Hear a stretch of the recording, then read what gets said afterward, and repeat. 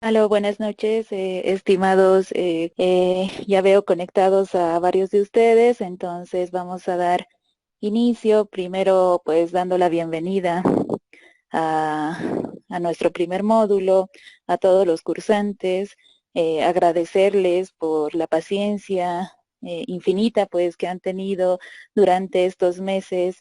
Como bien saben, ustedes hemos estado eh, trabajando arduamente en el proceso de lanzamiento de esta maestría y por fin pues hoy ya iniciamos con todo nuestro primer módulo.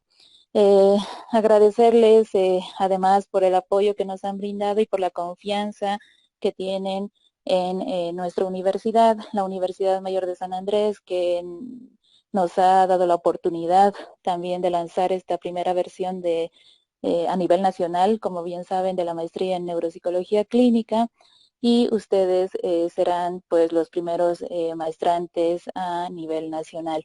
En este contexto también agradecer a la Facultad de Humanidades y Ciencias de la Educación y en especial a la carrera de psicología y a nuestra unidad de posgrado de psicología.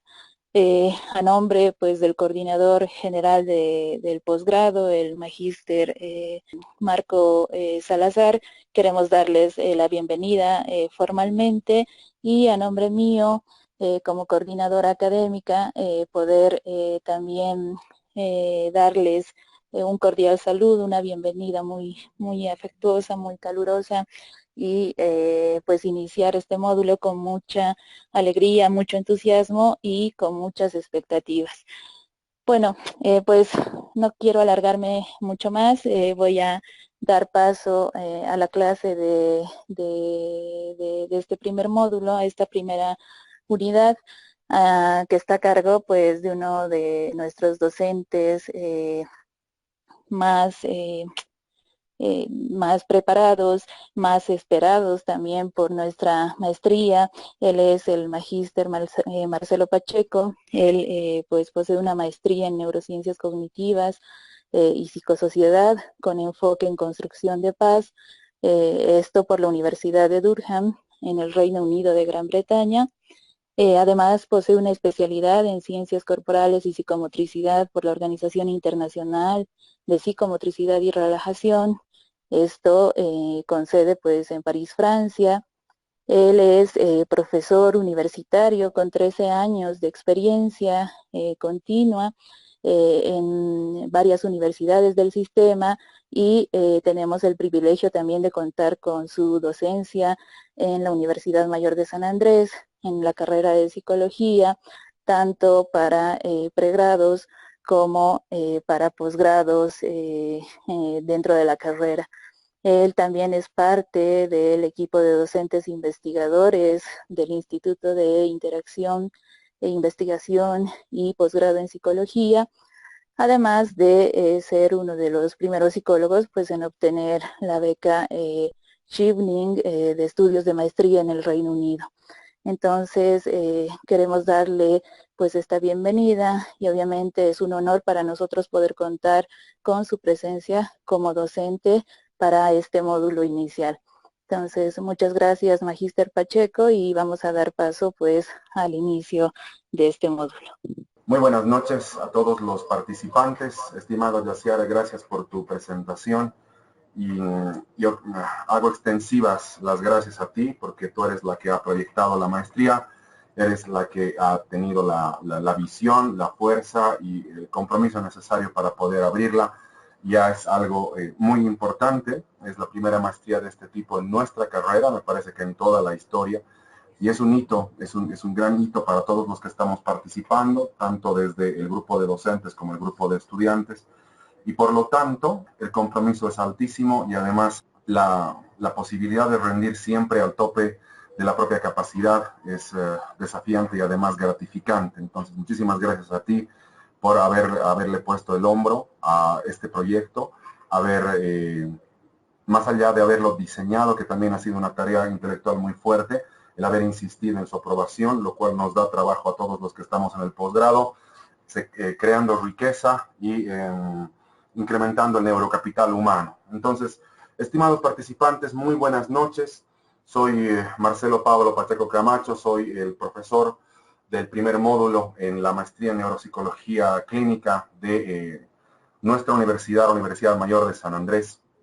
Y es para mí muy motivante hacerme cargo del primer módulo. Además, que he extrañado mucho venir a trabajar acá, porque es un ambiente de trabajo bastante pacífico, donde además tengo cierto nivel de escucha por parte de mis supervisores. Entonces, siento que estoy aportando y siento que estoy contribuyendo en la medida de mis posibilidades también. Estoy muy ansioso de poder comenzar la maestría, de poder comenzar el módulo. Entiendo que ustedes han esperado un tiempo prudencial, entiendo además que ustedes han tenido mucha paciencia con nosotros, pero esto ya está comenzando y hoy es cuando realmente lo vamos a hacer. Entonces, miren, vamos a ponernos de acuerdo en algunos elementos para poder llevarnos bien a lo largo del módulo. ¿Sí? Veo que hay alrededor de 25 personas conectadas, un poco más quizás, y seguramente otras van a ir llegando en la medida en que vamos pasando las clases. Entonces, miren,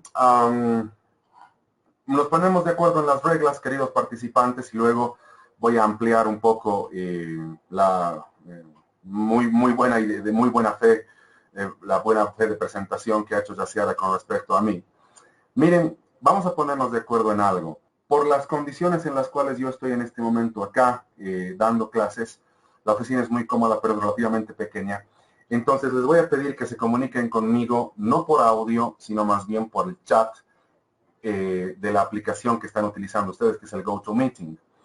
Entonces, lo que voy a hacer es silenciar el audio de ustedes, pero ustedes lo van a poder seguir escuchando, por supuesto. Les voy a pedir como primera regla que se comuniquen por el chat, porque así organizo mejor la información, porque así después de que yo hable puedo leer lo que ustedes están comentando o están preguntando, y es mucho más efectivo para mí hacerlo de esa manera. Con otros docentes ustedes ya tendrán seguramente otra metodología del trabajo, pero por ahora voy a pedir que todos se comuniquen exclusivamente por el chat conmigo. Entonces, esa es la primera regla, comuníquense por favor conmigo por el chat. Y ustedes en el chat pueden ir escribiendo sus preguntas o comentarios mientras van escuchando la exposición. Eso es muy importante. ¿No? La segunda regla es que tienen que participar, ¿ok? ¿Y participar qué significa? Participar significa emitir algún criterio con base en evidencia, por supuesto, o preguntar todo lo que puedan preguntar. Yaciara y todo el equipo que le acompañamos en el posgrado, incluyendo, por supuesto, el doctor Salazar, el director del posgrado, incluyendo a la doctora María Eugenia Pareja, que es la decana de la Facultad de Ciencias de la Educación y de Humanidades, estamos en el compromiso de brindar el mejor servicio posible. Sí, entendemos que el gasto de tiempo y la inversión es fuerte, entonces queremos brindarles el mejor servicio posible. Y para que eso ocurra, entonces ustedes tienen que aprovechar el servicio. ¿Y eso qué implica? Implica que ustedes se puedan comunicar conmigo, por ejemplo, para resolver dudas o para ampliar el conocimiento. También implica el hecho de que en las clases, en especial en mi módulo, que es el módulo introductorio, participen. Y van a participar, como hemos quedado, a partir del chat. Entonces, la segunda regla es participar, es preguntar, ¿sí? Entonces, mientras yo voy explicando, ustedes pueden ir poniendo sus preguntas en el chat, pueden ir comentando también cómo se van sintiendo, cómo van tomando el aprendizaje, y por lo tanto vamos avanzando. Entonces, digamos que yo comento unas 5 o 6 diapositivas y luego voy a leer las preguntas, o si no hay ninguna pregunta voy a pedir que las hagan. Eso es muy importante, que ustedes puedan realmente participar. Lo tercero, hoy nos vamos a quedar hasta alrededor de las 9 de la noche. Si tienen otras cosas que hacer a partir de las 8:30, hora de La Paz, Bolivia, por ejemplo, pues no hay problema. Por lo menos quédense hasta las 8:30 de la noche. Pero es mi intención quedarme un poco más, porque justamente si le damos tiempo extra al posgrado, es que el posgrado va a seguir existiendo para seguir dándonos trabajo. Entonces, queremos brindarles el mejor servicio posible. La siguiente regla, estimados participantes, es la siguiente y quisiera que la tomen muy en cuenta. Absolutamente nada de lo que está planteado en el módulo es personal. Absolutamente nada de lo que yo estoy planteando o enseñando en el módulo tiene que ver con que quiero decir que lo que ustedes están haciendo o pensando en hacer es malo o no debería servir.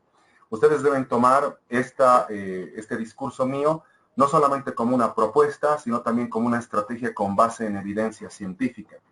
Porque no tiene sentido tener una maestría en neuropsicología clínica si es que no se recurre a la evidencia, si es que no se recurre al método científico, si es que no se recurre a una manera lógica de razonar con base cerebral. Seguramente voy a plantear varias cosas en alguna medida polémicas, con base en evidencia, por supuesto. Otras cosas que seguramente ustedes ya sabían, otras cosas que resultan interesantes, pero no se sientan invadidos ni ofendidos por el discurso que yo voy a dar, porque es un discurso que yo no lo he creado y que tiene que ver con la formación que he recibido en Inglaterra. Entonces, la siguiente regla es no tomar nada de manera personal, porque necesitamos crear comunidades que incrementen nuestra neurocultura a lo largo y ancho del país, de Bolivia. Si ustedes están de acuerdo en esas reglas, podemos comenzar de una vez. Entonces, díganme en el chat si estamos listos para comenzar o si ustedes quisieran sumar algo al acuerdo al cual estamos llegando.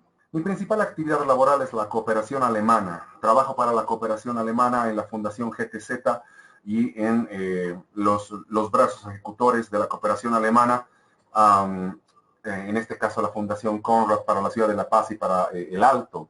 ¿Qué hago en la cooperación alemana? Administro un proyecto que se llama Vitalidad Comunitaria y Construcción de Paz. La línea de construcción de paz del gobierno alemán se ha venido ejecutando desde el año 2011 y lo va a hacer hasta el 2021, seguramente hasta el 2025, quizás, dependiendo de los cambios políticos que existan en ese país, ¿verdad?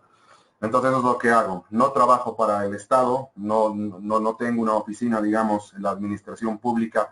Entonces, trabajo casi todo el día, hasta altas horas de la noche, porque esa es la actividad privada la que genera riqueza, la que paga impuestos, la que permite mantener las oficinas estatales. Entonces, esa es mi principal actividad laboral en términos de ingresos económicos. Mi principal actividad académica es esta, es la Universidad Mayor de San Andrés, en la carrera de psicología además. Estoy trabajando en la carrera de psicología desde el año 2017 y la verdad estoy muy contento. Además, siento que puedo contribuir y estoy empezando a querer la carrera, estoy empezando a querer la universidad. Entonces, esta es mi principal actividad académica. Y por lo tanto, me siento muy comprometido con los programas de posgrado que hay, con todo lo que significa la actividad académica acá en la carrera, y eso es lo que hago. Soy profesor universitario combinando esa actividad con mi actividad privada de administrador de los proyectos de la cooperación alemana, en el caso particular de construcción de paz. La construcción de paz, queridos participantes, ha llegado con muchísima fuerza a Latinoamérica. De hecho, en psicología ya se hablaba de paz desde los años 60, por ejemplo. Entonces, eso es lo que hago. También trabajo para algunas universidades privadas en menor magnitud y en menor digamos, intensidad, pero también tengo una fuerte presencia en la Universidad Privada de Bolivia, que está comenzando proyectos muy interesantes en el ámbito organizacional, en el ámbito aplicado de la psicología. Entonces, eso es lo que hago, eso es lo que yo soy. Así que ustedes pueden comunicarse conmigo, asumo que vía WhatsApp también, si quieren tener mayor información sobre los temas que vamos a discutir en el módulo. También pueden comunicarse con unidad de posgrado, que siempre va a estar a su servicio. Y ese soy yo, ese es su profesor del primer módulo. He ganado una beca para irme a estudiar en Inglaterra, soy el primer psicólogo en haber obtenido esa beca, el único hasta ahora, es la beca de estudios de posgrado del gobierno británico que se llama la beca Chevening. He estudiado neurociencias cognitivas y construcción de paz. Entonces, he estudiado en la Universidad de Durham. Durham es la quinta universidad más importante en ese país. Y al volver me he insertado directamente acá a trabajar en la Universidad Mayor de San Andrés. Entonces, ¿qué vamos a ver en el módulo? Lo que vamos a ver en el módulo es evidencia de cómo las neurociencias abordan el cerebro. Eso es lo que vamos a ver. Vamos a introducir a la neuropsicología como una de las neurociencias. Vamos a definir qué cosas son las neurociencias, desde cuándo más o menos esto está vigente. Pero antes de pasar las diapositivas, tienen que saber ustedes dos cosas. Lo primero, las neurociencias están obteniendo evidencia tan poderosa y tan útil que es muy posible que el ámbito de conocimiento y los productos de ese conocimiento neurocientífico influencien nuestra vida por lo menos los siguientes 50 años. Entonces es un salto de calidad muy importante el que está haciendo psicología en la Universidad Mayor de San Andrés, el introducir las neurociencias dentro de su currícula, dentro de sus programas de posgrado, dentro de lo que significa la enseñanza directa a los estudiantes, en especial de psicología, porque es la ciencia del futuro, porque el estudio del cerebro repercute directamente en la calidad de vida de las personas, porque el estudio del cerebro repercute directamente en la mejora de indicadores económicos, porque el estudio del cerebro repercute directamente en la mejora de indicadores educativos, porque los profesionales, por ejemplo, de la salud, cuando saben cómo el cerebro funciona, entonces pueden plantear intervenciones, por ejemplo, sanitarias o socioeducativas con base en evidencia científica y no con base en ideologías o con base en teorías, ¿no? Una de las cosas que es bien interesante en mi práctica profesional es que, en especial cuando trabajo con personas vinculadas al ámbito de la educación, es que las personas vinculadas al ámbito de la educación siguen pensando que las teorías de Brunner o de Vygotsky siguen vigentes. Entonces su diálogo epistemológico es demasiado antiguo, demasiado mecanicista y casi con nada de base cerebral. Otra de las cosas que también me ocurre en el ámbito de la psicología es que todavía algunos psicólogos siguen hablando de hipnosis, por ejemplo, siguen hablando del inconsciente. Cosas que básicamente en neurociencia no existen o se las ha investigado en algún momento, pero después se las ha dejado de lado por la falta de evidencia empírica. Entonces, estamos en este primer punto, estamos estudiando un ámbito de conocimiento que va a influenciar nuestra vida muy poderosamente y que hay que darle espacio. Hay que darle espacio no solamente por lo poderoso de su evidencia, sino también porque la práctica neurocientífica tiene una consecuencia directa sobre la calidad de vida de las personas. Las neurociencias no son el estudio de la patología del cerebro, son el estudio de la prosperidad humana. Eso estudian las neurociencias, cómo los seres humanos podemos incrementar nuestra prosperidad, cómo los seres humanos, a partir de conocer el cerebro, podemos incrementar nuestra calidad de vida. Entonces, lo primero que tenemos que saber es que el prefijo neuro ya un poco ha cambiado su definición. El prefijo neuro ya no solamente se refiere al ámbito anatómico biológico del cerebro, ya no solamente se refiere a considerar el cerebro como grasa y agua que se ha juntado de alguna manera, que está rodeado de electricidad, por ejemplo. El prefijo neuro está cambiando su definición. El prefijo neuro ahora hace referencia a la prosperidad humana, a incrementar nuestro coeficiente intelectual, incrementar nuestra esperanza de vida, reducir la pobreza, reducir la cantidad de niños que mueren en los primeros 5 años, aumentar la libertad económica, la libertad de pensamiento. Neuro hace referencia a la prosperidad. Entonces, por ejemplo, las primeras definiciones que había sobre neurociencias hablaban de un conjunto de disciplinas que estudiaba el sistema nervioso central. No está mal. Otras definiciones sobre neurociencias hablaban de un conjunto de ciencias que estudiaban el cerebro. O sea, tampoco está mal, pero no hay que confundir el objetivo con el método, no hay que confundir la meta con el mecanismo para lograr la meta. Tú quieres estudiar el cerebro desde el punto de vista clínico, fisiológico, anatómico, eso está muy bien, ese es el mecanismo para. Pero ¿cuál es el objetivo? Incrementar la calidad de vida, aumentar los índices de prosperidad humana. Entonces, les voy a hacer una pregunta, ¿ok? Y voy a pedir que me respondan en el chat. No tienen que sustentar, solamente quisiera que la respondan, ¿ok? Entonces, la pregunta es la siguiente. Según ustedes, ¿el mundo está mejorando o está empeorando? Entonces, en el chat, por favor, respondan directamente. Para mí está empeorando o para mí está mejorando. Y veremos algunas respuestas que ustedes pueden dar. Entonces, tenemos algunas respuestas. Por ejemplo, Chris Rose, no sé cómo se pronunciará el segundo nombre, dice que está el mundo empeorando. Junior Quiroga opina que más bien está mejorando. Pero no, dice que el mundo realmente está empeorando. Carmen que está empeorando. Marisol que está empeorando. Christopher dice que está empeorando.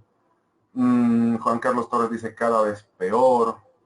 Analía Vargas dice está empeorando y bastante cerca de manera acelerada. Ana María dice, ¿desde qué punto de vista? Desde cualquier punto de vista, no es necesario dividir la respuesta. Darina dice que está empeorando. Rocío dice que está empeorando. María Eleni dice que está empeorando. Paula Caballero dice que está empeorando. Y bueno, o sea, básicamente todos, bueno, no todos, una gran mayoría dice que el mundo está empeorando.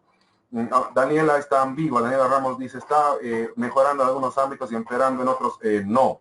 Fernando Calderón, lo mismo, tiene una opinión demasiado ambigua, no se decide ni por uno ni por otro. Priscila dice que no se puede dar una respuesta específica, igual, no se decide ni por uno ni por otro. Beatriz dice que está cada vez peor. Bueno, Alejandra dice mejorando, otros también dicen que está mejorando, pero son pocos, ¿no? Mónica dice, depende de la perspectiva. No, la pregunta es clara, no hemos dicho desde la perspectiva sociopolítica, no. La pregunta era bien clara, querida Mónica, si el mundo está mejorando o empeorando. Abraham dice que el mundo está empeorando y Carola, pues, dice que el mundo está mejorando en unos ámbitos, empeorando. Estábamos en esto, ¿no? Estábamos en que el mundo está mejorando o está empeorando. Por ejemplo, esta es una pregunta muy importante. La pregunta de si el mundo está mejorando o está empeorando. ¿Por qué? Porque las personas que han respondido de que el mundo está empeorando no tienen evidencia científica para afirmar eso. Y ese es el punto. Ustedes en el link que acabo de postear van a encontrar evidencia científica acerca más bien de que el mundo está mejorando. Lo que ustedes tienen que hacer es darle una mirada a esta charla TED. En esta charla TED, lo que ustedes van a ver es evidencia acerca de cómo el mundo está mejorando. Y podemos discutir esta evidencia el siguiente jueves. Entonces, esa es su primera tarea. Su primera tarea es revisar los estudios de uno de los neurocientistas más importantes de la historia. No el mejor, no Ana María, todavía no, esa es la tarea. Esa es la tarea, querida Ana María. Porque hay que pasar clases ahora. Entonces, después de que yo me vaya, pues vas a poder ver el link. Entonces, lo que tienen que hacer ustedes es, les contaba, visitar este tipo de charlas, una charla TED.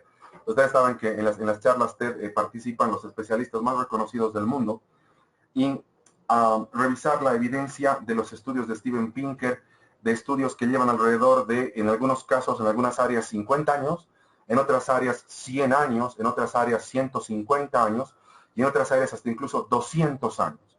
Es muy importante que ustedes revisen esta primera evidencia de que el mundo está mejorando desde el punto de vista empírico. Entonces, cuando tengan un poco de tiempo, la charla dura alrededor de 18 minutos. De hecho, la charla original dura alrededor de 45 minutos. Ustedes pueden, si en el link que les he dado no se puede cambiar el idioma, poner subtítulos, ustedes buscan en YouTube con este criterio que estoy escribiendo en el chat. Es muy importante que le demos una mirada a cómo el mundo está mejorando en esta primera evidencia.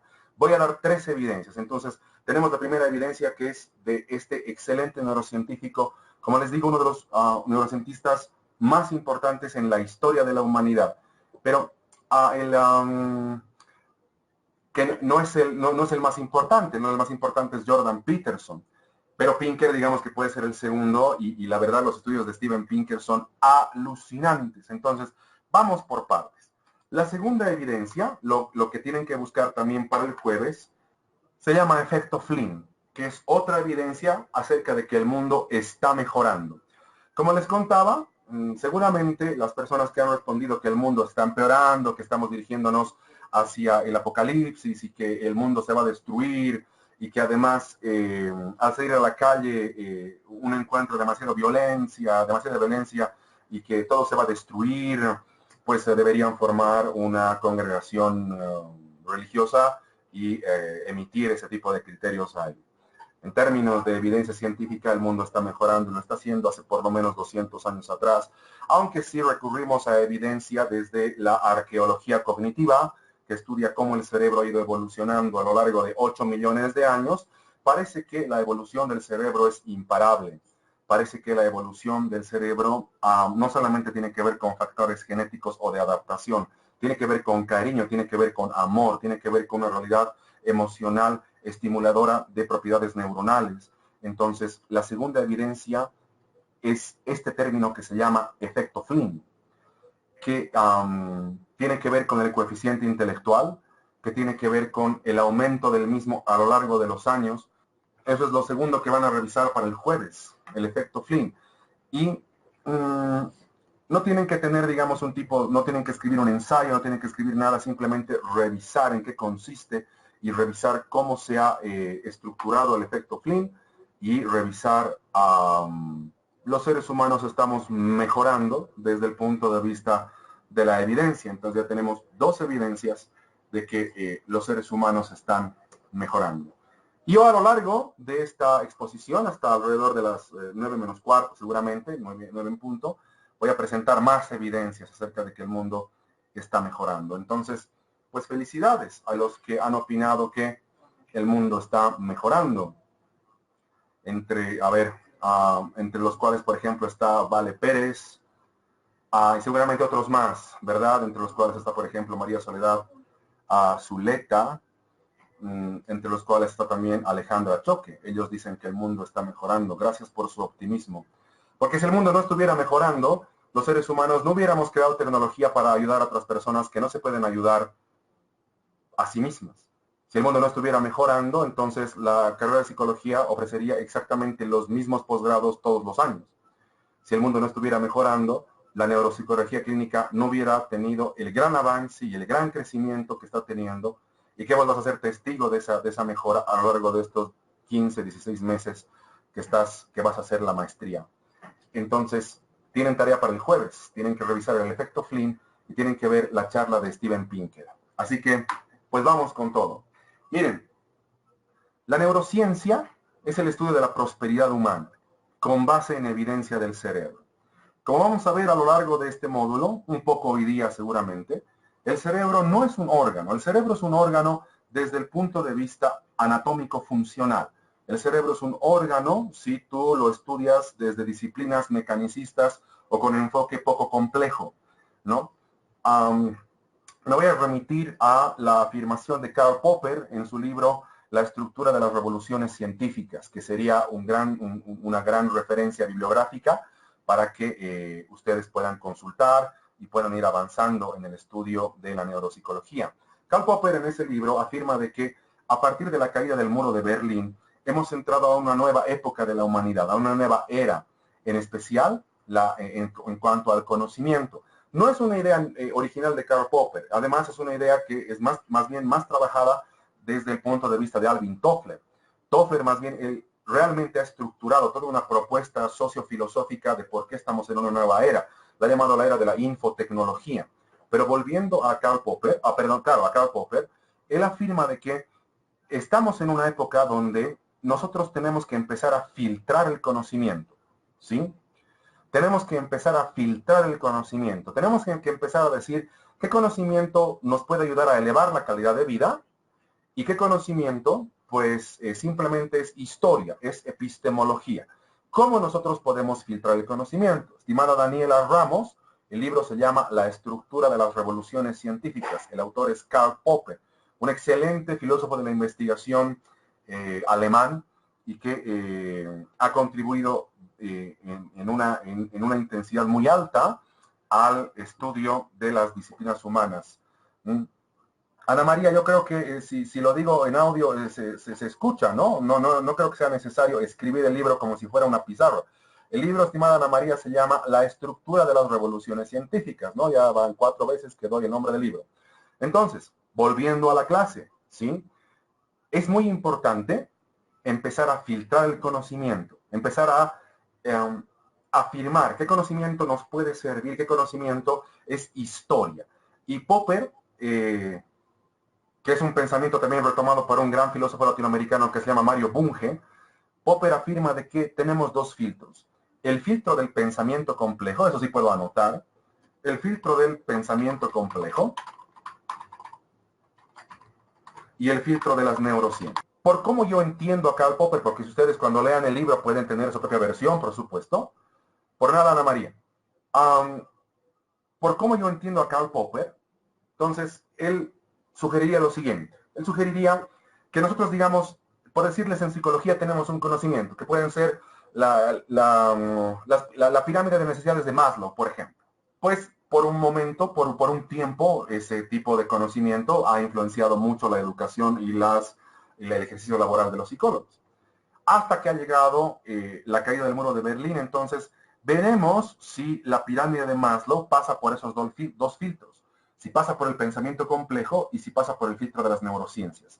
Si cumple ambos filtros, entonces sí se puede considerar como un conocimiento válido. ¿Por qué? Porque ha cumplido el principio de la falsabilidad, o sea, no hay otra teoría que sea mejor que Maslow para explicar motivación. Si es que Maslow hubiese pasado los filtros del pensamiento complejo y de las neurociencias, ¿sí? Pero parece que eso no ocurre. Parece que mucho del conocimiento que los psicólogos hemos obtenido en las décadas de los 30, 40, 50, 60 y 70, en especial con respecto a modelos de comportamiento de los seres humanos, incluso en el ámbito clínico, no pasa ni el filtro del pensamiento complejo ni el filtro de las neurociencias. Entonces, estamos en una época donde tenemos que mirar el conocimiento tanto hacia adelante como hacia atrás, sugiere Popper, para saber qué tipo de conocimiento realmente es válido. Y ahí, en ese punto, estriba mucho de lo valioso de esta maestría. Porque vas a aprender un conocimiento que ha pasado por los dos filtros, por el filtro del pensamiento complejo y por el filtro de las neurociencias. Entonces, estamos avanzando en el conocimiento, estamos mejorando como raza humana, estamos mejorando como sociedad, porque por primera vez en la historia, queridos participantes, por primera vez en la historia de nuestra especie, que tiene alrededor de 7 millones de años, hemos generado tecnología para ayudar a personas que no se pueden ayudar a sí mismas. Y no solamente para paliar su situación, sino más bien para incrementar su calidad de vida. Por primera vez en la historia tenemos esa oportunidad. Entonces realmente estamos mejorando, incluso desde el punto de vista de la generación de conocimiento. Y eso es bien interesante de ponerlo en una ciencia como es la psicología, porque disciplinas demasiado antiguas, como por ejemplo el psicoanálisis, o los arquetipos de Jung, o la represión freudiana, o los pisos en el grafo, en el primer grafo y el segundo grafo de Lacan, no pasan los filtros de pensamiento complejo y de neurociencias. No pueden ser considerados como conocimiento ahora mismo. Entonces tú vas a tener una gran oportunidad de incrementar tus niveles de inserción laboral y tu capacidad de adaptarte y de contribuir a tu trabajo con esta maestría a partir de estudiar evidencia que te dice cómo el cerebro incrementa su propia calidad de vida. Entonces, vamos a comenzar con eso. Vamos a comenzar afirmando de que la neuropsicología ha pasado el filtro del pensamiento complejo y está pasando el filtro de las neurociencias. Entonces, voy a escribir algunos autores para que te ubiques qué es el pensamiento complejo y cómo puedes abordarlo y cómo te puede beneficiar. ¿Quisieran que escriban algunos autores sobre pensamiento complejo o ya los tienen más o menos identificados? Excelente. Entonces, los voy a escribir en mayúscula, lo cual no significa que estoy gritando, ¿ok? Porque todo esto se está grabando. Entonces los escribe en mayúscula para que vos te puedas ubicar bien, ¿ok? El primero es Mario Bunge. Mario Bunge es uno de los filósofos latinoamericanos más importantes que hay. Mi sugerencia es que cuando tengas un poquito de tiempo y de megas, estés en el minibús o en algún lugar transportándote y tardes, digamos, 10, 15 minutos, te vayas al YouTube y escuches a Mario Bunge. Habla en español, no es necesario poner subtítulos ni nada. Es una persona que te ayuda mucho a razonar. Es una persona que te ayuda mucho a estructurar adecuadamente tus cogniciones en función de una conclusión científica. Entonces ahí tienes a Mario Bunge. Gregory Bateson es uno de los teóricos más interesantes que ha llevado el pensamiento complejo en el ámbito de la psicología y de la psicoterapia. Otro autor que les puede servir mucho es Edgar Morin, un excelente filósofo francés, consultor de la UNICEF y además una visión bien cercana a la salud, no tanto al síntoma. A ver, vamos por partes. Estimado Robert, en la configuración que tengo para el chat, Estoy escribiendo para todos. Entonces, qué bacana que no leas lo que yo estoy escribiendo, pero en el chat que tengo está saliendo para todos. Estimada Paula Caballero, no sé cómo se ve en el celular porque yo estoy transmitiendo desde una computadora estacionaria y en la computadora que tengo pues me sale quién está conectado, me sale el chat, entonces asumo que si ves esto desde el celular solamente ves la diapositiva. A Carola Fuentes, no sé a qué te refieres con el comentario, si me lo aclaras pues mucho mejor. Tenemos a Mario Bunge, tenemos a Gregory Bateson, tenemos a Edgar Morán, para involucrarnos en este punto de el pensamiento complejo. Ahora lo que vamos a hacer es, voy a introducir dos términos que tienen que ver directamente con pensamiento complejo. Voy a introducir el término que se llama cibernética de segundo orden. Voy a introducir el término que se llama pensamiento sistémico, que es una de las consecuencias, digamos, del pensamiento complejo. ¿Por qué es importante, queridos participantes, saber sobre pensamiento complejo? Porque ya es tiempo de dejar de considerar al cerebro como si fuera simplemente un órgano que funciona. Ya es tiempo de dejar de considerar al cerebro simplemente como un órgano que da y no da, a veces da bien, a veces da o a veces da mal. Y además porque es tiempo de llevar el debate hacia otro tipo de estructura lingüística, hacia otro tipo de nivel intelectual. Entonces, esa es una de las misiones de mi módulo, convencerte de que el debate sobre el cerebro tiene que estar en otro nivel académico, en otro tipo de exigencia, en otro tipo de lenguaje. Porque lo que estamos haciendo desde el punto de vista de Humberto Maturana es lenguajear, es decir, crear un nuevo lenguaje a partir de el intercambio de conocimientos que podemos tener. Entonces, pues ahí tienes otro autor, Humberto Maturana, un excelente neurobiólogo chileno que ha dado clases en Harvard, lo cual es muy importante porque ha escrito también en español para nosotros, en español latino además. Entonces, para terminar esta diapositiva, ¿sí? El prefijo neuro significa progreso, significa prosperidad, significa el avance de la humanidad. La humanidad parece que está avanzando en muchos frentes y está tendiendo a mejorar paulatinamente.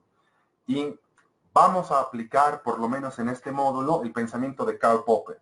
Si vamos a intentar filtrar nuestro conocimiento a partir de pensamiento complejo y a partir de las neurociencias.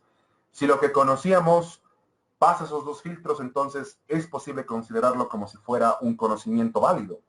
Si lo que conocíamos no se puede comprobar a nivel cerebral, no tiene sentido a nivel cerebral, o se proponen cosas que no existen, como por ejemplo el inconsciente freudiano, entonces no estamos aportando al desarrollo de la humanidad.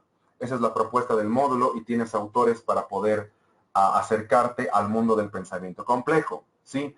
Ahora te voy a dar autores para que te puedas acercar al mundo de las neurociencias. Entonces, lo que voy a hacer es escribir los autores en la diapositiva. Yo estoy asumiendo de que si escribo los autores en la diapositiva, todos van a poder ver, ¿verdad? Estos son autores para que tú te acerques al mundo de las neurociencias. Dos autores que escriben en español muy interesantes, no tan interesantes como los tres últimos, pero muy interesantes. Facundo Manes y Antonio Damasio. Yo voy a intentar mandar entonces todo el material posible, aparte de lo que ya he mandado, por correo electrónico entre hoy y mañana. Ojalá lo pueda hacer antes del jueves. Damasio, por ejemplo, tiene un abordaje muy interesante con respecto a las emociones. Y Manes tiene un abordaje muy interesante con respecto a la civilización y a la educación. Son lecturas, yo diría, obligatorias para cualquier persona que trabaje con personas. Son lecturas que además razonan en función de pensamiento complejo. Sí, el de Francisco Taver es un libro introductorio en cuanto a las bases biológicas de cómo funciona el cerebro. Estimado Chris, sí. Ahora bien, vamos a ir por partes porque todavía estoy con Antonio Damasio. Entonces Peterson llegará seguramente justamente después. Ustedes deben buscar los autores. No les he dado libros específicos, porque deben buscar los razonamientos de los autores y deben buscar las conferencias de los autores, como está sugiriendo, por ejemplo, Alejandra Choc, que ella dice, he escuchado a Facundo Manes en sus videos, están en YouTube. Entonces, el punto es ese, buscar la mayor cantidad de referencias electrónicas con respecto a los autores. Los puntos no son los libros, ya hemos hablado de libros antes. Entonces, es importante que consideres algo antes de escuchar a los autores. Los neurocientistas básicamente escribimos entendiendo de que el público ya sabe cómo el cerebro funciona. Entonces, por eso es importante que has debido notar que en la plataforma el dossier es un dossier que está escrito desde el punto de vista biopsicológico. O sea, he privilegiado la variable biológica a la variable psicológica para que tú te ubiques exactamente en la fisiología de la neurona, en procesos básicos neuronales, en la distribución, por ejemplo, de ciertas áreas cerebrales. Entonces, la parte biológica, que tú la tienes además en el dossier, que es de fácil alcance, está relativamente clara para que después vos puedas ir a estos autores y entender lo que ellos están hablando. Una cosa, por ejemplo, es que Facundo Manes te diga de que las clases magistrales destruyen la mielina y vos dices, wow, qué interesante, pero no sé qué es la mielina, no sé dónde se produce, no sé qué cosa tiene que ver la mielina con la neurona. Y para eso tú tienes el dossier. El dossier está preparado, como te contaba, desde un punto de vista biopsicológico, porque si la variable biológica está clara, entonces vas a poder ubicarte mejor los razonamientos de los autores. Ahora, Jordan Peterson es el neurocientista más importante en toda la historia de las neurociencias, desde seguramente Santiago Ramón y Cajal en el descubrimiento de la neurona. Ha sido un científico español el que ha descubierto la neurona. Entonces, si puedes comprar algún libro de Peterson en inglés, ya sea por eBay o por Amazon, pues sería alucinante. Uno de los últimos libros de Peterson se llama 12 reglas como antídoto ante el caos, por ejemplo, pero si no tienes acceso a ese libro, no importa. Lo importante es que puedas ver a Jordan Peterson. Por ejemplo, una de las críticas más importantes de Peterson, que es una crítica muy bien sustentada desde el punto de vista de la evidencia científica, es su crítica acerca del concepto de inteligencia emocional y acerca de cómo las inteligencias múltiples básicamente no existen. Así ha surgido la figura de Peterson y es uno de los conferencistas a nivel mundial que te llena estadios y además tiene unas entrevistas maravillosas y tiene unas posturas muy interesantes.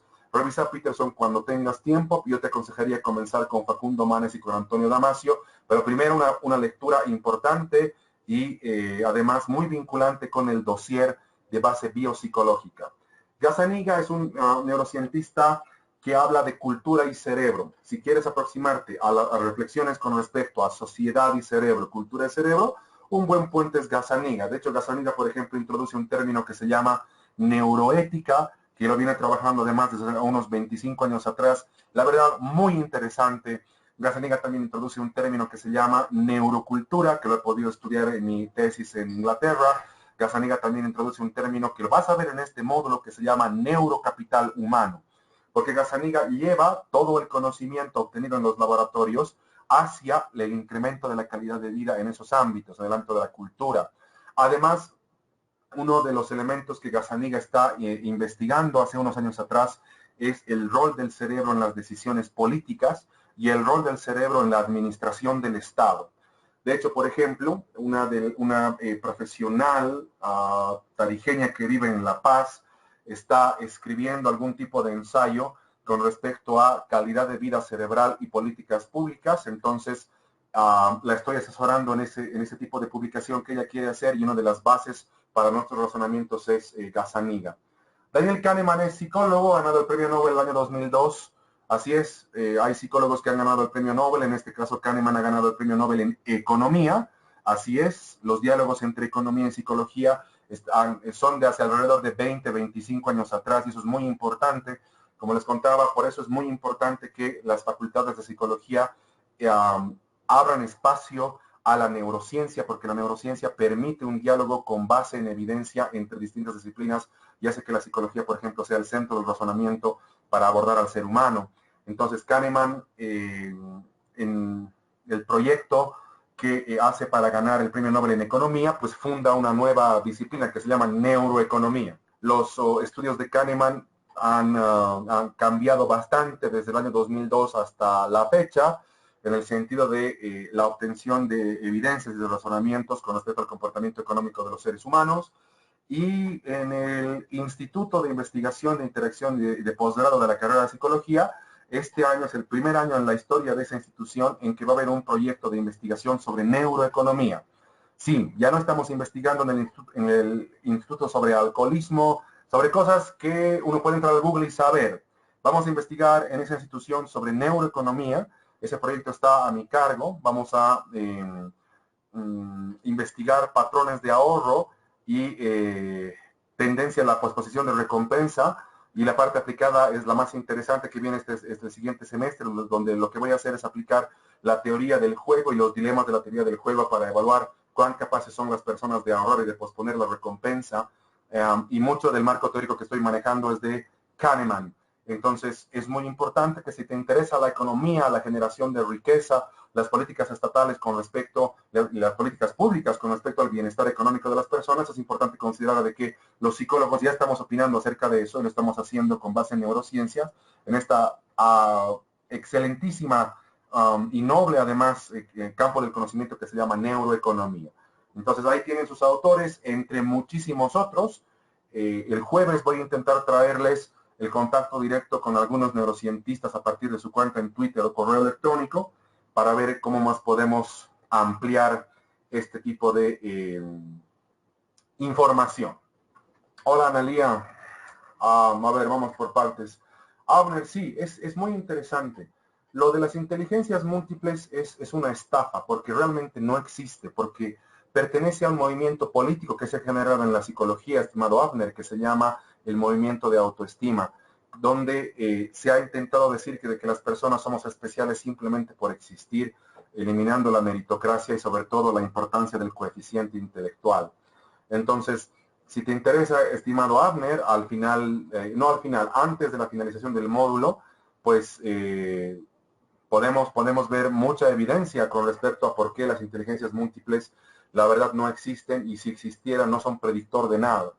En lo que nos estamos concentrando ahora en neurociencias es en la relación entre coeficiente intelectual, como vas a ver a lo largo de este módulo, como predictor del éxito en la vida y de la estabilidad y de la prosperidad humana. Mónica, pues sí, las relaciones se están estableciendo hace 20 años atrás. Lo que pasa es que normalmente los psicólogos casi siempre nos preguntamos si tal cosa es social, clínica o educativa, como si esas tres áreas serían las únicas que existen, y como si la manera de hacer psicología en Bolivia se replicara en otras partes del mundo. Tiene que ser al revés. Nosotros tenemos que replicar lo que se hace en otras partes del mundo para poder seguir siendo competitivos. Entonces, claro, neurociencia está ligado a área de salud, claro que sí, pero podemos ampliar la definición de salud para llevarla a bienestar económico, por ejemplo. Analía, no sé, el instituto, pues asumo que solamente me paga para que yo la realice, y si estás interesado, escríbeme al WhatsApp. Hay mucha gente que está interesada en participar de esa investigación. Lo que pasa es que no puedo conseguir el permiso para que otras personas participen, pero deja que pueda preguntar nuevamente, y te pido que me escribas a ver cómo van las averiguaciones que hago. Hola Valeria, he dado un módulo sobre la relación entre neurociencia y música justamente en un posgrado el anterior fin de semana. No he construido yo la relación entre neurociencia y música. Mis maestrantes han construido esa relación, porque mi público era músicos, cantantes, compositores, profesores de música, un público muy interesante. Es la primera vez que he hablado de ese tipo de personas. Entonces ellos han construido esa relación, pero en algún momento te puedo comentar también en este módulo, ojalá me hace el recuerdo, vale, cómo hemos intentado fabricar esa relación, porque por supuesto que sí la existe. Así es, Fernando. Lo primero que tenemos que hacer es hablar de neuromitos y además de neurofobia. Ana María, no entiendo el comentario que me das. Me dices algún autor, pero la verdad no lo entiendo. Si me lo aclaras, pues mucho mejor. No, Robert, las habilidades sobre un nuevo lenguaje cerebral, no. A lo que me he referido es al hecho de generar una nueva epistemología que nos permita generar un nuevo lenguaje, el lenguaje basado en evidencia del cerebro. Tenemos que introducir en el ámbito del análisis de la conducta humana al cerebro humano. Dejar de hablar de autores que han publicado hace 50 años atrás y además sin imágenes cerebrales, por lo menos, para poder llevar nuestro debate, nuestra comunicación a un nivel intelectual superior. lenguajear en las palabras de Maturana, de Humberto Maturana. Bueno, el proyecto que mencionas, Abner, pues no tiene sentido desde el punto de vista neurocientífico. Ya he aclarado eso en un seminario en la alcaldía, pero bueno, en la alcaldía, como son políticos y no son neurocientistas, pues no creen nada. Pero la verdad, querido Abner, el concepto de inteligencias múltiples, pues solamente ha calado en economías pobres, donde el coeficiente intelectual es bajo. En Durham, por ejemplo, en Inglaterra, nunca se ha enseñado inteligencias múltiples. Se le ha considerado una teoría, una hipótesis con falta de evidencia y nunca ha pasado a la fase de hipótesis, como vas a ver un poquito más adelante. Hola Fernando, tu pregunta es muy interesante. Este ámbito se llama neurociencias porque incluye, globaliza desde una perspectiva amplia a todo aquel ámbito de conocimiento que quiere estudiar el cerebro, ¿sí? Las neurociencias cognitivas son un ámbito dentro de las neurociencias que se dedica, no exclusivamente, que se dedica mayoritariamente al estudio del cerebro como base para todos los procesos humanos. Entonces, digamos que las neurociencias cognitivas son uno de los pilares más importantes de las neurociencias aplicadas. No, Carmen, bueno, si te refieres específicamente al neuromarketing, esa es una pseudociencia muy terrible. Si tú quieres estudiar el marketing, yo te aconsejo, Carmen, bueno, acá en el posgrado hemos abierto además un diplomado sobre eso, tenemos que estudiar el comportamiento del consumidor, no el marketing realmente. El neuromarketing además es una estafa porque introduce elementos del psicoanálisis que son, que para nada se pueden tangibilizar, digamos, en el cerebro, se los puede detectar en el cerebro.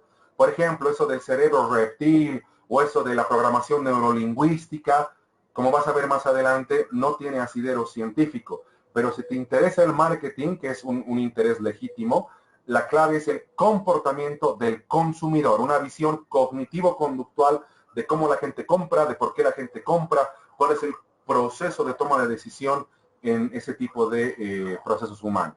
Garner puede tener las teorías que quiera. Lo importante es que en realidad no son teorías, son más hipótesis. Y son hipótesis para ganar dinero. Entonces, haremos un ejercicio, estimada Carola Fuentes. Lo que puedes hacer mientras me escuchas o más tarde es ingresar a los sitios web, por ejemplo, la Universidad de Cambridge o de Oxford o de King's College of London, por ejemplo, ¿no? Las tres universidades más importantes de Inglaterra. Y luego te metes a los programas de posgrado en neurociencia, como si te quisieras inscribir, ¿no? Buscando información, a ver qué se enseña, quién da clases, y después compruebas si en las facultades de neurociencia de las principales universidades británicas se enseña algo de Garner o algo de Goleman. Y bueno, a partir de esa comprobación ya lo daremos más tarde.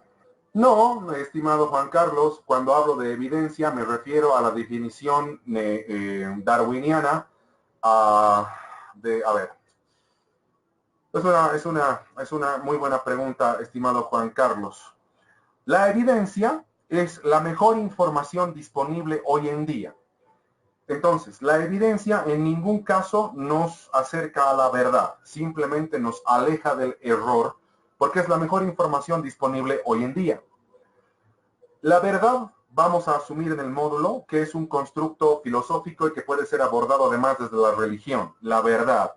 Si queremos saber lo que es verdad, tendríamos que estudiar otro ámbito de conocimiento. Si queremos estudiar neurociencias, hay que basarnos en evidencia, y la evidencia es la mejor información que tenemos ahora y la mejor información que nos aleja del error, pero en ningún caso nos acerca a la verdad. Entonces, no solamente hay estudios clínicos o de imagen funcional para obtener evidencia en neurociencias, existen metaestudios, existen microanálisis, además existen estudios con ensayos controlados y no solamente en el ámbito clínico. Entonces, hay varias maneras de obtener estudios, de obtener evidencia. Por ejemplo, no está planificado hablar de este estudio, estimado Juan Carlos, pero uno de los más grandes estudios que se ha realizado en neurociencia justamente se ha realizado en Latinoamérica, a partir de un investigador de nacionalidad brasilera que se llamaba Lesa Horta, que en seguimientos de alrededor de 40 y 50 años con poblaciones infantiles que han comenzado en los años 70, 30 años en los años 80, ha comprobado el gran poder del amamantamiento con respecto al desarrollo cerebral y al coeficiente intelectual. Entonces también hay estudios longitudinales, digamos. Excelente. Entonces, vamos a continuar si les parece. Ya tenemos algunos autores, ya los hemos escrito y es tiempo de continuar. Entonces, les voy a invitar a que en sus cuentas de Twitter ustedes puedan revisar este hashtag que se llama comprueba, que justamente es con N, no es con M. Y lo que están viendo ustedes son más bien una lista de pseudoterapias declaradas como pseudoterapias por el gobierno de España para el año 2019. Esta información ustedes la pueden revisar en el sitio web del Ministerio de Salud de España y también pueden confirmar esta información en la Asociación Antipseudoterapias de la Universidad Complutense de Madrid. Entonces, estamos hablando de que la Universidad Complutense de Madrid, junto con el Ministerio de Salud de España, este mismo año, considera a este tipo de prácticas como pseudoterapias. ¿Cuál es el peligro de las pseudoterapias? Bueno, básicamente van a tener dos peligros. Uno, que ocasionan iatrogenia en la población a la cual, entre comillas, atienden. Y dos, que están basadas en información falsa y que su efectividad se la puede explicar muy bien a partir del efecto placebo y a partir del alivio temporal, que más bien es patologizante. Entonces, ustedes se pueden fijar que tenemos, por ejemplo, constelaciones sistémicas en el número 12, una práctica absolutamente extendida en la ciudad de La Paz, incluso en el discurso validada por psicólogos sin formación cerebral, sin conocimiento sobre cómo funciona el cerebro y haciendo lo que hemos dicho, iatrogenia, efecto placebo y alivio temporal solamente. Miren, habría que haber solo un módulo sobre las pseudoterapias y cómo buena parte del ámbito de la salud, ¿no? En especial de psicólogos mal formados, pues las promociona y de hecho algunos las practican. Por ejemplo, en alguna oficina estatal muy importante, lo que se hace es abordar a las víctimas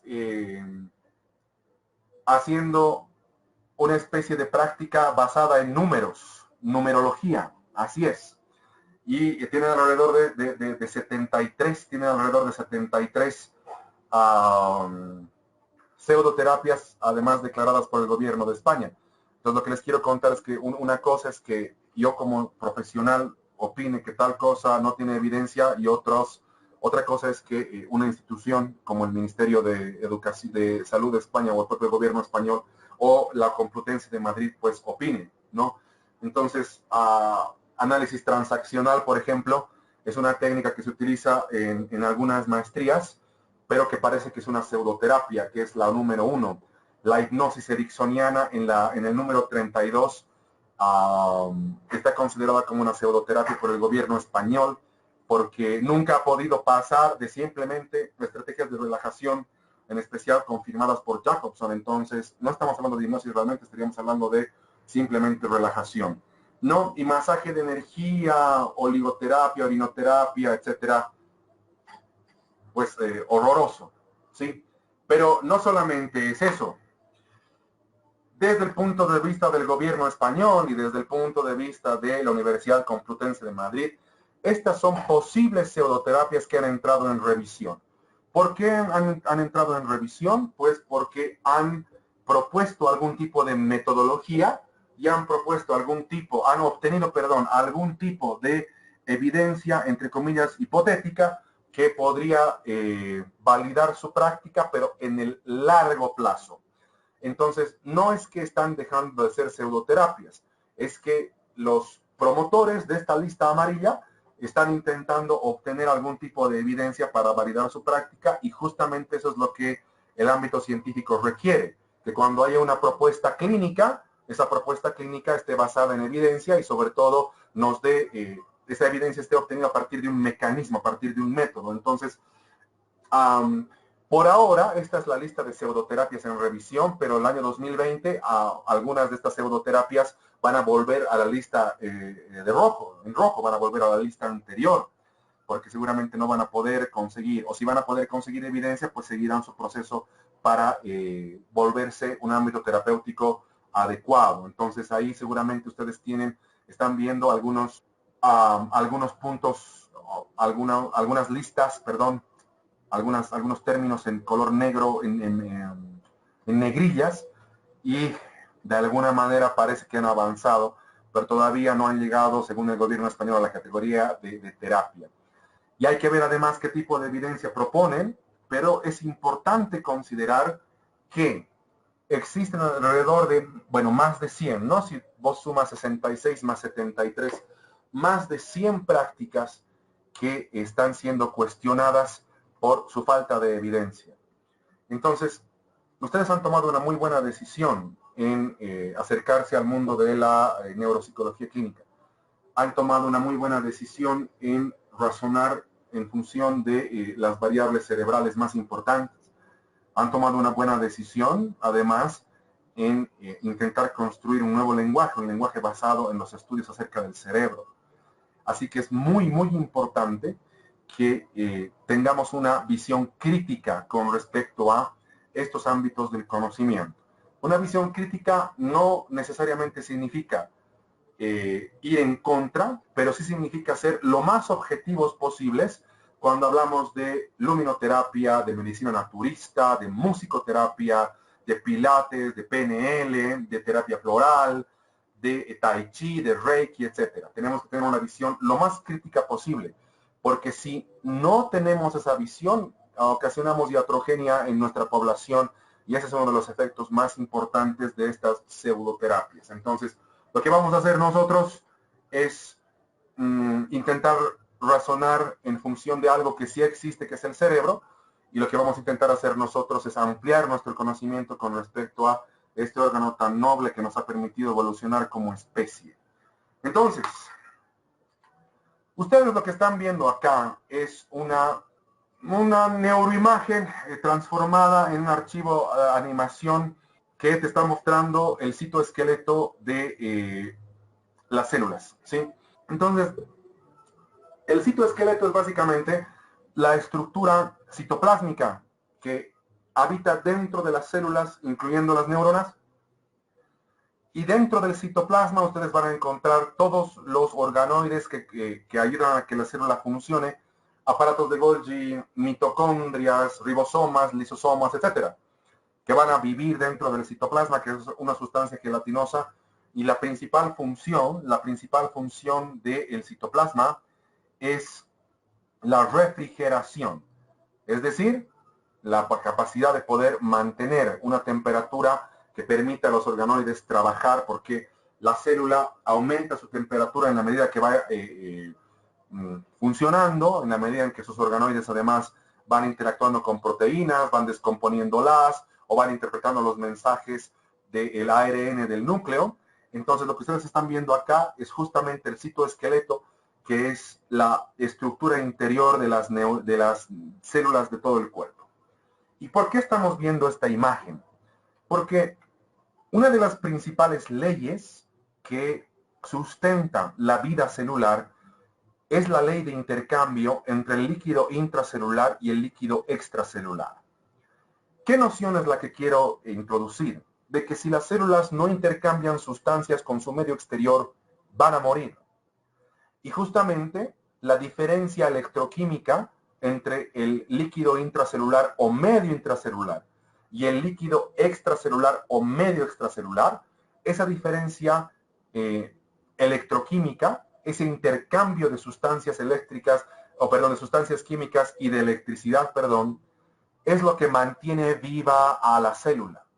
En términos absolutamente, digamos, citobiológicos, es el intercambio entre el LIC y el LEC el que va a permitir que la célula viva y que este citoesqueleto funcione y que las mitocondrias ejerzan su trabajo y que la célula transmita esa información a otras para mantener al cuerpo con vida.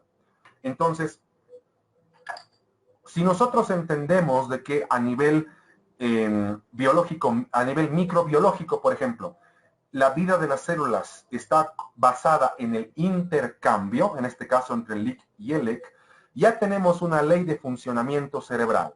¿Cuál es esa ley de funcionamiento cerebral? De que las neuronas también están programadas para intercambiar sustancias de electricidad entre ellas. De que la primera ley de funcionamiento cerebral es la ley de intercambio. Si el cerebro está absolutamente programado para intercambiar. Y si el cerebro no intercambia, no puede crecer. Y el cerebro está constantemente intercambiando emociones, pensamientos y comportamientos con otros cerebros, porque si no hay intercambio, el cerebro no puede sobrevivir. Entonces, por ejemplo, uno de los coaches ontológicos en la ciudad de La Paz, en una de sus charlas, él decía que los pensamientos y las emociones son intangibles. ¿Alguien me puede decir, por favor, qué significa intangible? ¿O me puede escribir, por favor, qué significa intangible? Claro, que no se puede tocar, o que en el concreto no existe. Así es, Carola, en lo concreto no existe, ¿no es cierto? Porque no existe en el ámbito concreto, no se lo puede tocar. Entonces, por algo nos referimos a esto intangible, ¿verdad? Pero, bueno, ese coach ontológico decía eso. Entonces la gente decía, claro, las emociones y los pensamientos no se pueden tocar. Entonces, ahí como menciona Alejandra, no se los puede alterar. Es algo que funciona, digamos, pero que no existe realmente. Entonces, te voy a comentar una cosa. Te voy a comentar de que este científico, Bruce Lipton, ha descubierto hace unos 35 años atrás de que la actividad cognitivo-emocional en las personas tiene un peso entre 7 y 9 gramos en los adultos y un peso entre 3 y 5 gramos en los niños. Así es, él ha pesado la actividad emocional utilizando aparatos de bombardeo por positrones y resulta que cada vez que sientes algo, existen neurotransmisores que unen neuronas o separan neuronas. Resulta que cada vez que aprendes algo, existe una cosa que se llama huella anémica que aumenta el peso de tu cerebro en microgramos y que sumados esos microgramos a la actividad eléctrica y química del cerebro, tus pensamientos y tus cogniciones tienen un peso, o sea, realmente existen porque se los puede pesar en el peso de un adulto entre 7 y 9 gramos. Y te estoy dando la referencia bibliográfica de uno de los neurocientistas más importantes del mundo que se llama Bruce Lipton, que ha escrito un libro que se llama The Biology of Belief o La Biología de la Creencia. Entonces, es mentira que la actividad cognitiva emocional no exista o sea intangible. Pero lo que sí es verdad es que hay gente que por haber visto un video en el YouTube piensa que ya puede hablar acerca del cerebro y habla elementos que son falsos, o sea, falacias. Entonces, la primera ley del cerebro, queridos participantes, es la ley de intercambio. Si el cerebro no intercambia riqueza emocional, riqueza social, riqueza cognitiva, riqueza comportamental con otros cerebros, entonces no puede sobrevivir. Y por lo tanto, nuestros cerebros están de hecho, diseñados, íntimamente diseñados, molecularmente diseñados para el intercambio. Entonces, en todas las relaciones humanas, como han descubierto los economistas en los años 40 y 50, en todas las relaciones humanas están basadas en un principio, el principio de intercambio. Nadie puede trabajar sin esperar nada a cambio. Nadie puede amar sin esperar nada a cambio. Nadie puede hacer algo sin esperar nada a cambio. Y no estamos hablando de una recompensa necesariamente monetaria. Estamos hablando de una recompensa que puede ser emocional, que puede ser además más de naturaleza cognitiva, más de naturaleza social, pero es imposible que el cerebro no intercambie porque, como estás viendo en esta diapositiva, a nivel celular, el cerebro está programado para intercambiar. Esa es la primera ley del cerebro. El cerebro está programado para el intercambio y los cerebros en todo momento están buscando justamente intercambiar. La segunda ley de funcionamiento del cerebro, tiene que ver con lo siguiente. Como el cerebro está buscando intercambiar, entonces lo que va a intentar hacer nuestro cerebro cuando interactúe con otros cerebros es intentar maximizar las ganancias y minimizar las pérdidas. Entonces, la primera ley es la ley de intercambio. Estoy anotando intercambio en el chat. El cerebro está hasta a nivel celular programado para el intercambio, de hecho lo hace cada día. Si el cerebro no intercambia, no va a poder crecer, no va a poder ser próspero. Y eso es muy importante, es una noción que se ha aplicado mucho en la economía porque parece que intercambiando se crea riqueza. Lo que estamos haciendo nosotros acá es crear riqueza. Es justamente intercambiar mi conocimiento por algún tipo de retribución para que ustedes puedan acceder a otras maneras de razonar. Y cuando ustedes vuelvan a su trabajo, van a intentar intercambiar el nuevo conocimiento con otro tipo de remuneración. Entonces, los sistemas económicos basados en el intercambio casi siempre tienden a ser más prósperos que los sistemas económicos basados en el control de precio o en el control de cómo las personas ejecutan su comportamiento económico. Y estamos diciendo nosotros que la segunda ley de funcionamiento cerebral se llama maximizar las ganancias y minimizar las pérdidas. Lo que pasa es que, por ejemplo, si nosotros analizamos lo que estamos haciendo acá, pasando clases, entonces ustedes, al estar conmigo, automáticamente están renunciando a hacer otra cosa. Ustedes, por ejemplo, están renunciando a horas de descanso, a horas familia, y por qué no también a horas trabajo, porque mañana también hay que salir a trabajar. Todos debemos trabajar mañana. En ese sentido, lo que estamos haciendo es introducirnos a una actividad donde queremos maximizar la ganancia, donde ustedes están esperando un contenido actual, un contenido competitivo, un contenido que tenga lógica, un contenido que esté basado en evidencia, y están intentando minimizar las pérdidas, porque no hay actividad humana que no implique cierta pérdida y no hay actividad humana que no implique cierta ganancia. Si yo doy, por ejemplo, una clase mala, si yo te hablo de mi vida personal durante todas las clases, entonces tú vas a ganar algo, vas a ganar el hecho de que yo no soy un buen docente de posgrado, entonces ya vas a saber a qué te atienes. Siempre se puede ganar y perder en cualquier actividad, pero lo que intenta hacer el cerebro es maximizar las ganancias y minimizar las pérdidas, porque el cerebro está programado para ser próspero, está programado para progresar casi infinitamente. Y no es solamente una realidad actual, el cerebro viene evolucionando hace 8 millones de años. De hecho, por ejemplo, si tú quieres averiguar cómo los neurocientistas están estudiando la evolución del cerebro, entonces averigua qué cosa es esto. Averigua qué cosa es eso. Averigua las líneas de financiamiento de este proyecto. Averigua qué neurocientistas y qué otros profesionales están en este proyecto. Averigua qué universidades sostienen este proyecto, porque es el mejor proyecto que hemos creado, o por lo menos el que yo conozco, el mejor que yo conozco, que estudia cómo el cerebro del ser humano sigue evolucionando y lo viene haciendo hace 8 millones de años. Entonces, la primera ley del cerebro es el intercambio. El hecho de que el cerebro, si no intercambia, no puede crecer. Y nosotros en este momento estamos intercambiando cosas. La segunda ley del cerebro es maximizar las ganancias y minimizar las pérdidas.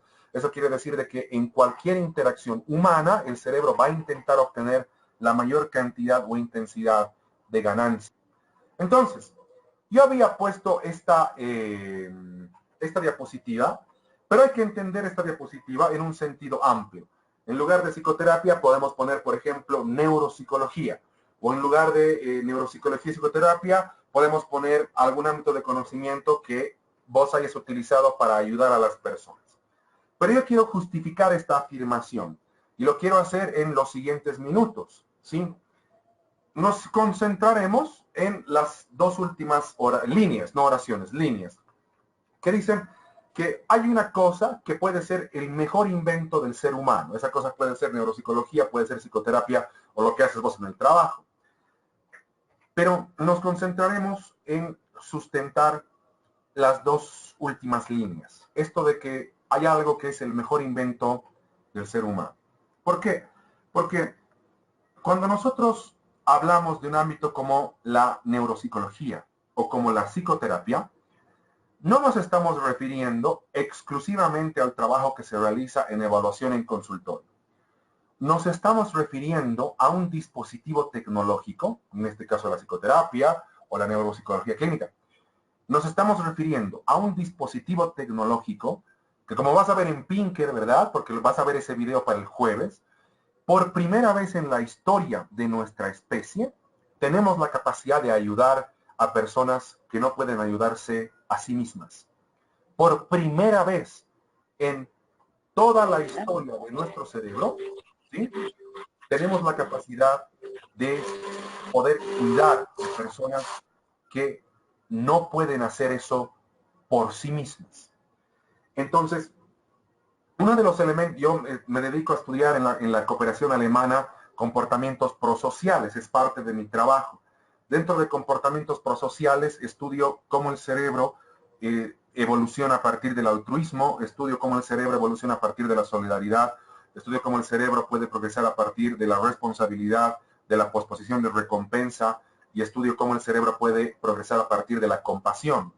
Entonces, eso es lo que estamos haciendo, y de hecho hemos publicado un libro en la cooperación alemana el año pasado que se llama Paz y conflictividad en Bolivia, donde tocamos algunos de estos temas, no los describimos a profundidad, pero tocamos algunos de estos temas. Y yo he sido el supervisor de ese proyecto junto con un psicólogo británico que ha venido solamente para escribir ese libro.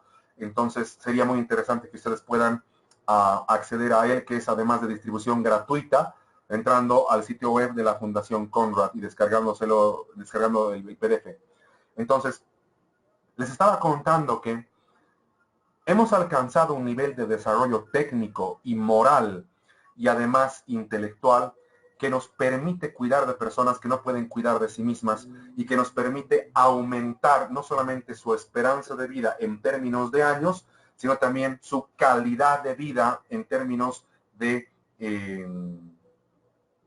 comportamientos prosociales, y que les reporten además cierto tipo de satisfacción. Ustedes saben que hace no más de 100 años atrás, por ejemplo, los niños con espectro autista y síndrome de Down fueron asesinados por los nazis en la Alemania aria. Ahora no, ahora tienes autistas que pueden tocar en algún tipo de, digamos, conjuntos musicales, y va el término, un término demasiado amplio, y tienes además personas con síndrome de Down que no necesariamente van a tener déficits cognitivos tan profundos si se detectan a tiempo. Hemos incrementado la esperanza de vida de las personas, además con parálisis y con distintos tipos de parálisis, y hemos intentado que puedan trabajar. Lo que también hemos hecho, por ejemplo, es estudiar los síndromes motores y proponer terapias centradas en solución, no tanto en el síntoma, que puedan hacer que esas personas lleven no solamente vidas funcionales, sino también que se inserten en la comunidad. Una de las cosas que se está haciendo mucho en el mundo, en las ciudades universitarias en especial, se llama terapia terapia centrada en la comunidad, terapia basada en la comunidad, donde se entiende que uno de los factores terapéuticos más importantes es la propia comunidad. O sea, este concepto de reinserción social está evolucionando bastante. Entonces, tenemos las armas para decir de que podemos elevar la calidad de vida de las personas. Y una de esas armas se llama neuropsicología clínica. Y una de esas armas se llama también psicoterapia como parte de la neurociencia.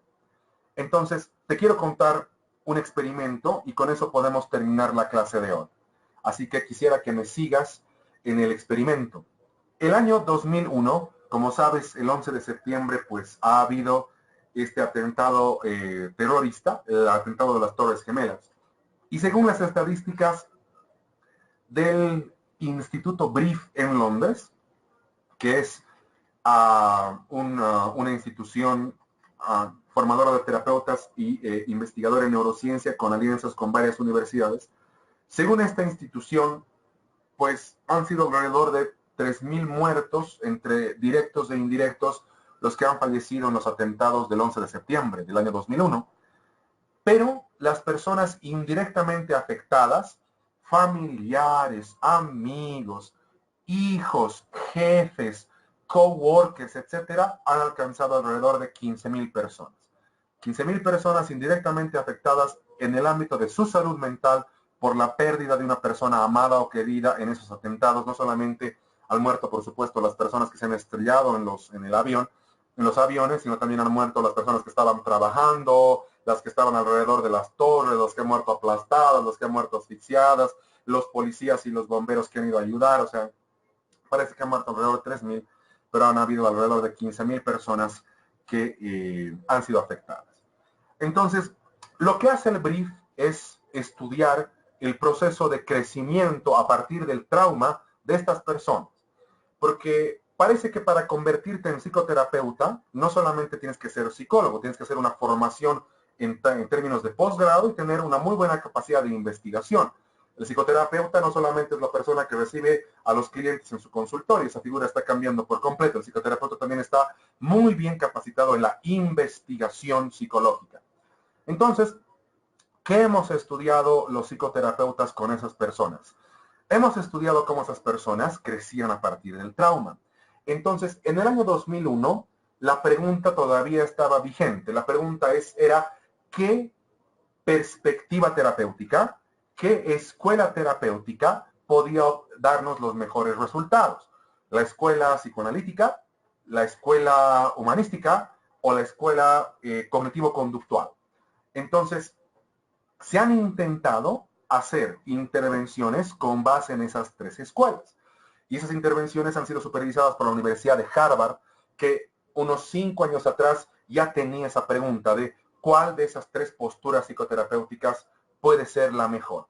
Entonces, lo que hemos descubierto era que por lo menos una persona de cada 10, en promedio, una persona de cada 10 que era tratada por el psicoanalista podía crecer a partir de un trauma. En promedio, 2 a 3 personas que eran tratadas por los terapeutas, digamos, humanistas existenciales, podían crecer a partir del trauma, y en promedio entre 6 y 7 personas tratadas desde la perspectiva cognitivo-conductual podían crecer a partir del trauma. Eso ya sabíamos porque Harvard había intuido esos resultados y los confirmó en este experimento. Pero los psicoterapeutas británicos han pensado en otra cosa. Han pensado de que los tres modelos de alguna manera pueden servir. Entonces, lo que han intuido los terapeutas británicos es que ya era hora de estudiar al psicoterapeuta y dejar de estudiar al paciente. Y eso es algo bien interesante. Parece que sobre el paciente ya sabemos bastante. No todo, pero por lo menos hay una gran tradición de unos 100 años estudiando a los pacientes. Entonces, ahora la frontera del conocimiento está en estudiar al psicoterapeuta. Y lo que se han preguntado los terapeutas británicos es, ¿qué factores en común tienen los terapeutas que sacan a la gente adelante? Porque parece que el factor en común no es el tipo de terapia que dan, no es la perspectiva terapéutica que sustenta su práctica, y no sabían cuál era ese factor en común. Así que los británicos lo que han dicho es, vamos a estudiar al psicoterapeuta. Tenemos que saber qué características personales tienen los psicoterapeutas que permiten a las personas víctimas del 11 de septiembre crecer a partir del trauma, no crecer a pesar del trauma, crecer a partir del trauma. Y han empezado a estudiar a los psicoterapeutas. Y lo que han hecho, lo que han descubierto, es que la calidad de la relación terapéutica es el principal motor de cambio, no la estrategia terapéutica. Habían algunos terapeutas psicoanalistas con gran capacidad de conectarse con sus pacientes y eso es lo que explica el cambio en el paciente. Habían terapeutas humanistas existenciales con excelente capacidad de conexión con los pacientes y eso es lo que explica el crecimiento a partir del trauma. Habían grandes terapeutas cognitivo-conductuales que habían fracasado y otros grandes terapeutas cognitivos conductuales que habían tenido excelentes resultados porque la calidad de la relación es el verdadero motor de la terapia. Y en ese sentido es que se informa de este descubrimiento a las facultades de neurociencia aplicada en Inglaterra para decirles, miren, tenemos una hipótesis. La hipótesis es que el cerebro cambia no tanto por la nutrición. La hipótesis es que el cerebro cambia no tanto por la estimulación cognitiva. La hipótesis es que el cerebro cambia no tanto por la calidad educativa. La hipótesis es que el cerebro cambia a partir de la calidad de la relación que se establece con un cerebro. Y ni cortos ni perezosos, los investigadores neurocientíficos han empezado a reclutar poblaciones de distintas edades, han empezado a someter a esas poblaciones a una calidad de relación total, académica, cultural, social, etcétera, y han validado las conclusiones del Instituto Brief. Parece que la tercera ley de funcionamiento del cerebro es que la calidad de la relación modifica la arquitectura cerebral. Eso es lo que les quería contar. Y a eso me voy con esto de que las intervenciones terapéuticas pueden ser el mejor invento del ser humano, porque no solamente están con base en evidencia, sino también incrementan brutalmente la calidad de vida de las personas. Y voy a terminar esta clase con lo siguiente. Hace un tiempo atrás he tenido un diálogo muy fructífero con algunos abogados que me han dado una idea muy interesante. La idea interesante es que cada vez que nosotros hacemos intervenciones psicoterapéuticas o neuropsicológicas clínicas, estamos permitiendo el ejercicio pleno de los derechos humanos de los pacientes. Y eso es algo que en psicología, por ejemplo, tenemos que investigar. La relación entre práctica psicoterapéutica y derechos humanos. La relación entre psicología y derechos humanos. Ese razonamiento me parece muy interesante. Cada vez que nosotros intervenimos con pacientes, evaluamos pacientes, orientamos a las personas, estaríamos permitiendo el ejercicio pleno de los derechos humanos. Karen, la referencia es el Instituto Brief de Londres. Los autores están a lo largo del tiempo, es algo que se ha repetido durante mucho tiempo. El nombre del estudio se llama Factores en común en la práctica psicoterapéutica. Y esta noción de factores en común, estimado o estimada Sandy, o Fernando, estimado Fernando, pues es un término que se ha aplicado incluso a estudiar cómo los psicólogos podemos tener más trabajo. Y hay unos estudios alucinantes sobre cómo los psicólogos podemos tener más trabajo realmente. Y se llaman factores en común en la inserción laboral de los psicólogos. Podemos terminar la clase ahora, nos vamos a ver el jueves, igual nos vamos a ver en algún momento en las clases presenciales. Y quiero saber más o menos qué opinan y hacia dónde están orientando sus razonamientos. Entonces nos daremos unos 3-4 minutos para que puedan opinar en el chat. No, Ana María, porque la empatía no es la capacidad de ponerse en el lugar del otro, porque eso cerebralmente es imposible. Por ejemplo, tú seguramente has experimentado dolores menstruales, periodos menstruales, y seguramente, si no eres mamá, lo vas a hacer. O si eres mamá, yo me pregunto, ¿cómo yo puedo experimentar lo que tú has experimentado? Es imposible. Entonces, la definición de empatía como la capacidad de ponerse en el lugar del otro nunca se ha aceptado realmente en neurociencia. Nunca. Porque yo tendría que haber un aparato que descargue la información de tu cerebro y almacenarla, ¿no? En una computadora, digamos, y luego descargar la información de mi cerebro y meter la información de mi cerebro a tu cerebro para que yo pueda sentir lo que estás sintiendo. La empatía, Ana María, es la capacidad de anticipar reacciones emocionales de otra persona. La practican las madres, por ejemplo, cuando anticipan el llanto de sus hijos. O la practican las profesoras, por ejemplo, de primaria, cuando anticipan que un niño tiene que ser abrazado. Hablamos de empatía en función de anticipación, no en función de ponerse en el lugar del otro. Y lo que yo he comentado, Ana María, es mucho más grande que la empatía. Engloba la empatía y va muchísimo más allá. He hablado de la calidad de la relación terapéutica. No he hablado solamente de empatía. Entonces, muchachos, yo también me he sentido muy bien. Me he sentido, la verdad, excelente en esta primera clase. Voy a intentar no venir tan cansado el jueves, pero trabajo desde alrededor de las 7 menos cuarto de la mañana, entonces, y ustedes también. Así que nos tenemos que ver el jueves, un buen café, una buena ingesta de azúcares, y vamos a continuar el jueves a las 7 de la noche. Así que hay que seguir avanzando, porque cuando nos veamos en términos presenciales, pues vamos a comentar cosas un poco más aplicadas. Ahora nos estamos introduciendo al estudio de la neurociencia. Así que gracias por estar conmigo hasta esta hora. Y además les voy a pedir que hagan su tarea para el jueves, ¿verdad? Averiguar qué es el efecto Flynn y ver el video de Steven Pinker. Entonces, muy buenas noches, gran trabajo hoy día, así que les veo el jueves. Qué bueno que nos estemos conociendo. Un gran abrazo para todos ustedes. Muchas gracias por estar conmigo. Nos vemos. Adiós.